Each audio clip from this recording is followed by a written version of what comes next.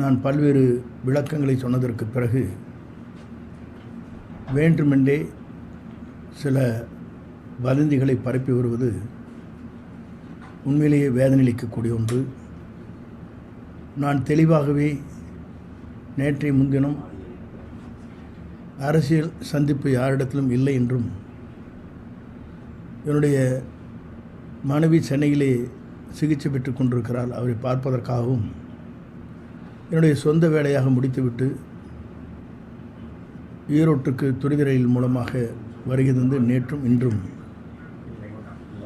என்னுடைய பகுதியில் இருக்கிற மக்களுடைய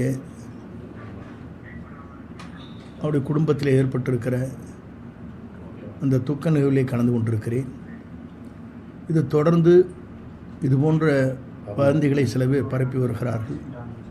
இது உண்மையிலேயே வேதனை அளிக்கக்கூடிய ஒன்று என்பதை நான் இந்த நேரத்திலே தெரிவித்துக் கொள்கிறேன்.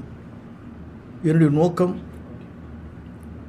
எல்லோரும் ஒன்றிணைய வேண்டும், இந்த இயக்கம் வலிமை பெற வேண்டும், புரட்சித் தலைவர் அம்மாவுடைய கனவு நிறைவேற்றப்பட வேண்டும், கோடிக்கணக்கான தொண்டருடைய தியாகங்கள் இதிலே வெற்றி வாகை சூட வேண்டும் என்ற நோக்கத்தோடு தான் 5ஆம் தேதி என்று விளக்கமாக அதை சொன்னேன்.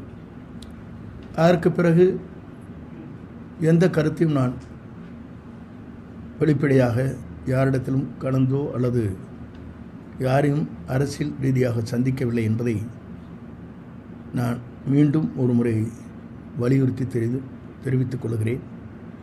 இந்த வதந்தியை சில பேர் வேண்டுமென்றே பரப்பி வருகிறார். அது எனக்கு வேதனை அளிக்கிறது என்பதையும் நான் இந்த நேரத்திலே பணிவன்போடு தெரிவித்துக் கொள்கிறேன்.